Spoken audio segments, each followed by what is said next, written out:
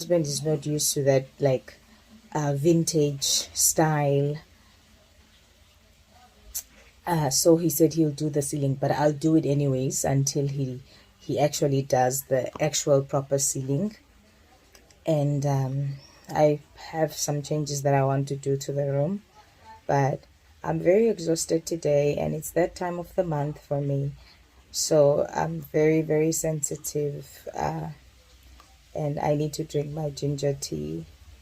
I just took on, if you see, this shirt is actually, it's one that you would wear for events, and it was my mother's.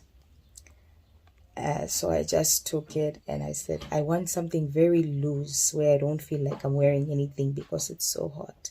So I took it and I wore it. What are some of the, in terms of nostalgia, some of the clothes, your parents' clothes that you wear, if your parents have passed on, their clothes that you still wear, like in my case? And here I've made an office situation, like an office space. I would love to this month to buy a typewriter. It's one of the things I've always wanted to own in my life, and write and journal and whatever it is, and just have it as an antique. I love it, but I need one that's working, not an antique one that's just beautiful and doesn't work. How are you guys? What are your laundry schedule? I'll take you through my laundry. And I don't like doing videos where I talk too much because I know I'm a talker. So I'll see you when I'm doing the laundry and I'm putting it in the washing machine. Also, I'll show you how we have chosen to wash our clothes at home.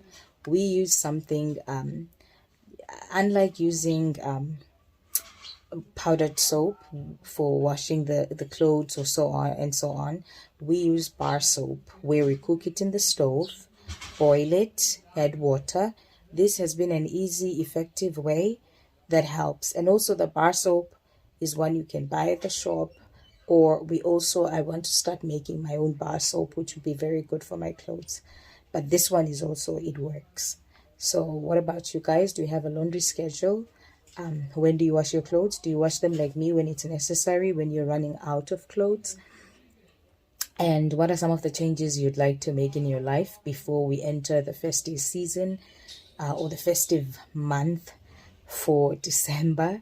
And is it really festive in your country? We live in different countries where maybe, the whole vibe of December is not celebrated, is not accessorized like in my world. I don't do anything, and I'm Muslim. I don't really celebrate anything for Christmas and so on. But for those who do, and I don't celebrate, but we still do have a day where we cook and have fun. But for those who do, what do you do? Please do enlighten me. I'd love to know about the excitement. I'm excited also, it's festive, but I don't want to make this too long. It's 8 minutes already. Do pardon me and forgive me. My nails are coming off. I don't think I want to do new nails. I would love to. My heart wants to. But there are a lot of things that I want to start doing. For example,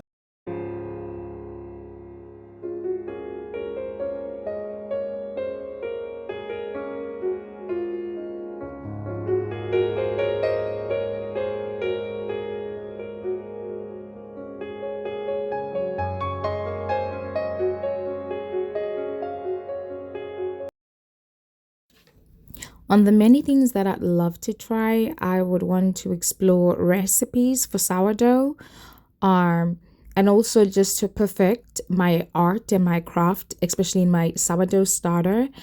I would like to learn more about different breakfast recipes. I want to learn how to make pastries for pie, how to make bagels, how to make not apple pie, but a lot of different pies. I would really also like to start finding serenity, not really happiness, because it's a feeling that comes and goes, but serenity, peace in the mundane way of life, that days are not the same. Not all days are going to be all productive. Also, that as well, I do want to explore also different, especially the Indian cuisine, and a lot of recipes, just to be precise, with baking flour and so on, especially using my sourdough starter. This is very, very crucial and important and vital in my life right now.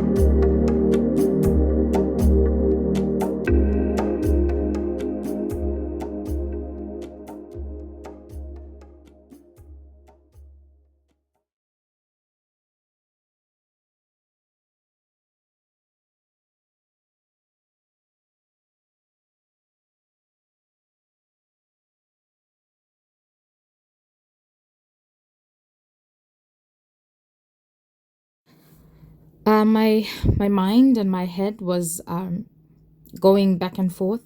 Should I rewatch the videos on how to make a sourdough starter?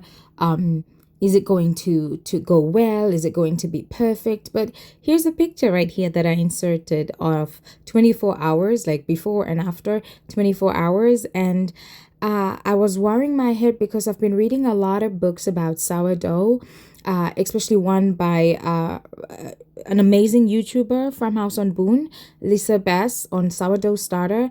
It was so insightful, amazing, informative, but I was also full of information. I think anyone, just comment down below if you find this relatable. As we grow up, and I'm in my late 20s, it's so hard for us to learn sometimes and grab information, especially sometimes the mind feels like it cannot take in and absorb as maybe when we were much maybe in our early 20s or in just our late teen years. So it's not really easier for me to process information like maybe I would before, but I wanted to give it a shot and to try and just see how it goes. So I decided to start sourdough. Hi guys, I'm very nervous. I'm starting sourdough today.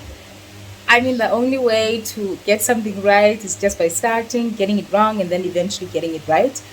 I'm very, very, very nervous on starting sourdough. This is like the dream. This is my dream. I've been watching videos, but I feel like I'm not sure when it's time to start. Let me just start anyways.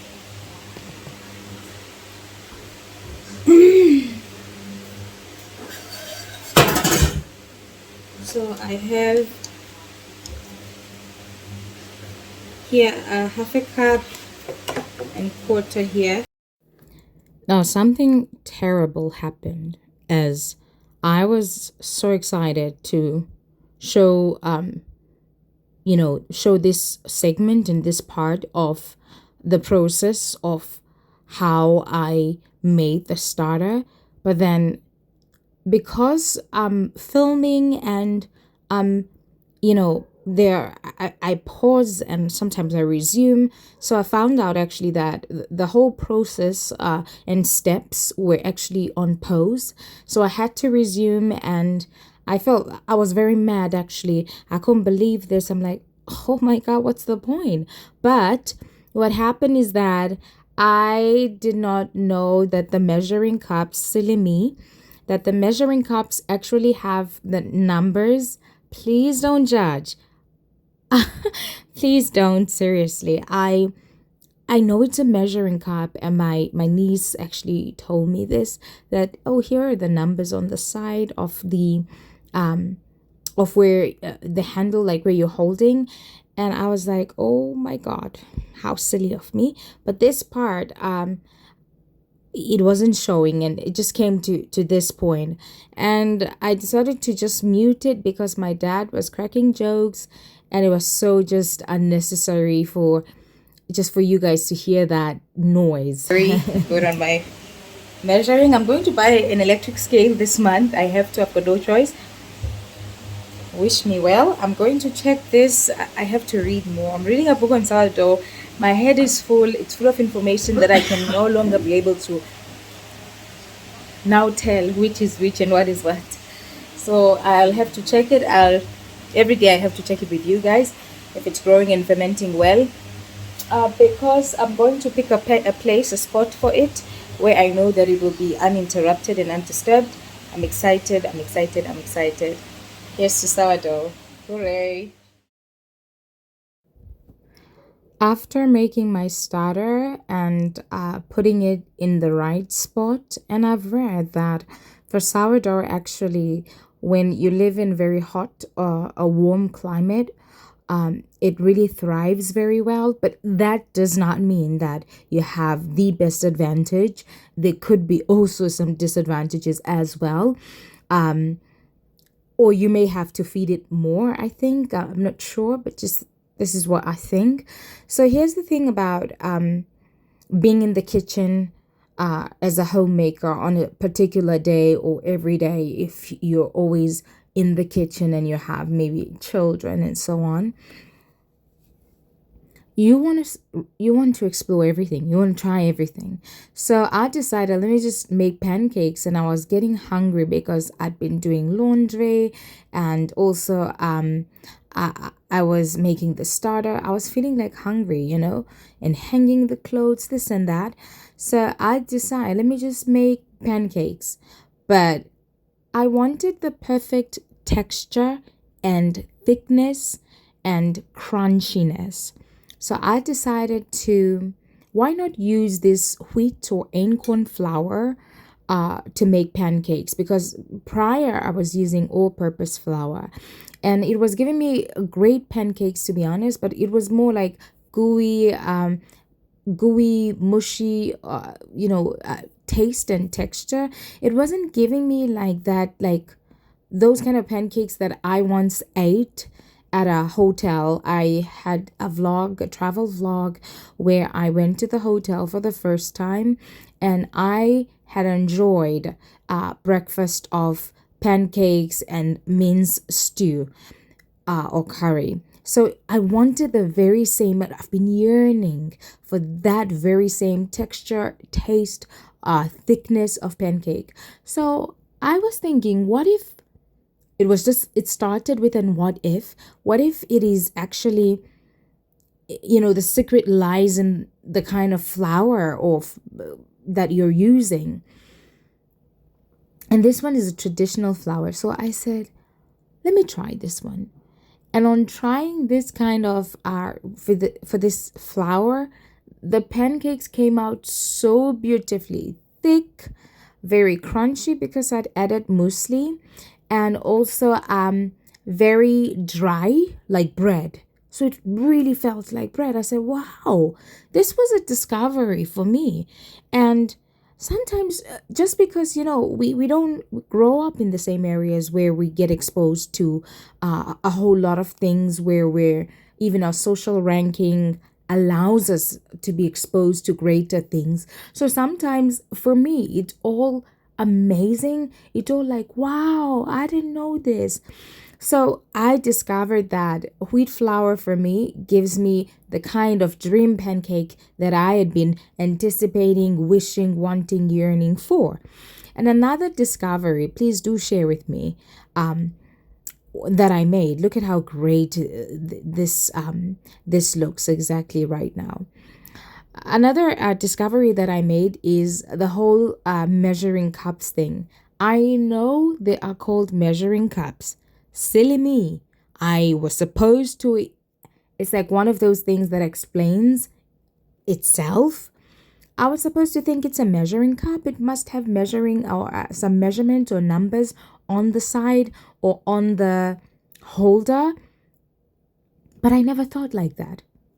So my niece was telling me that, well, actually, SP, they have the numbers here. So if you want half a cup, it's going to do like a 1/2 for half a cup. If you want like a quarter, it's going to give you a 1/4. I did not notice this until she told me, and I was like, because I was trying to figure out in my head, how am I going to measure? How do I know it's the right measurement? I know it's very silly, but yes, it's okay to go through that. I think I'm learning that because I don't have so much exposure to a lot of things. Sometimes I ask the most stupid question, but in all honesty of wanting to find an answer, not to make myself like silly or foolish, but that's how it felt. So what are some of the obvious discoveries, because it was really obvious?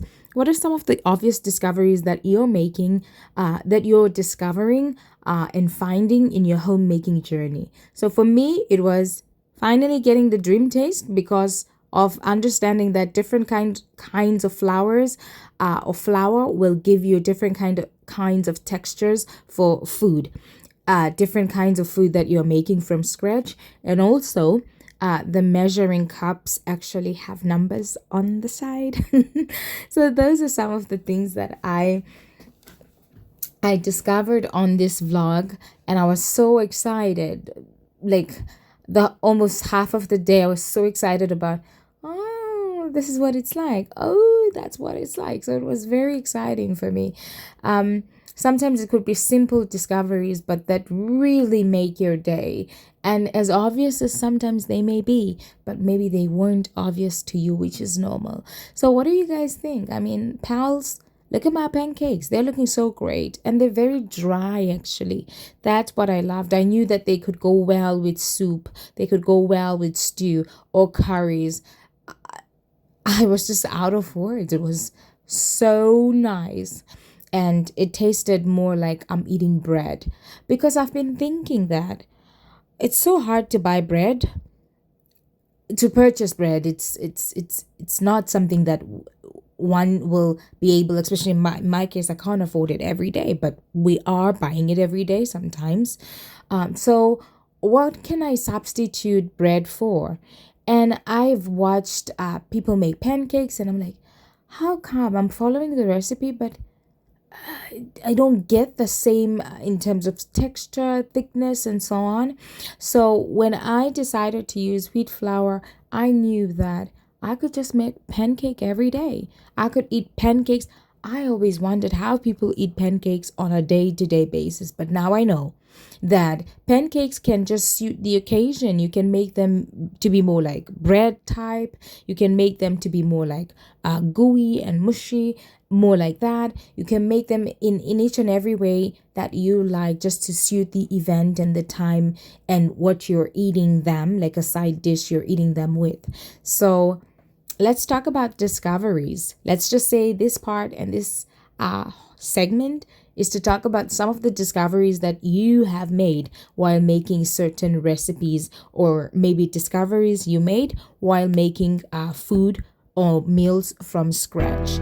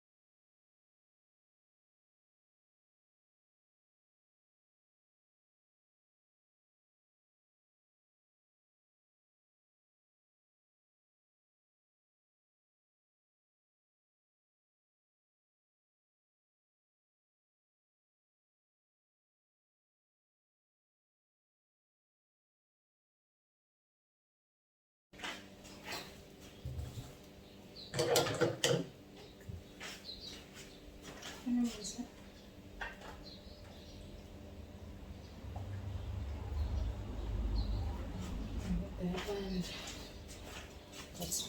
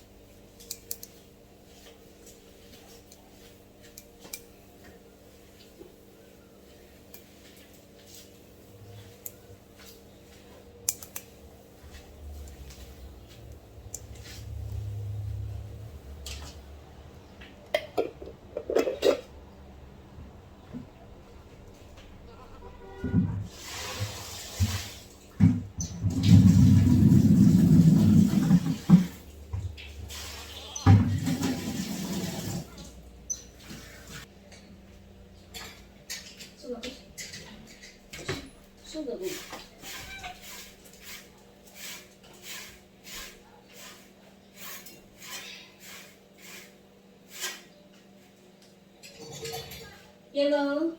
Yeah,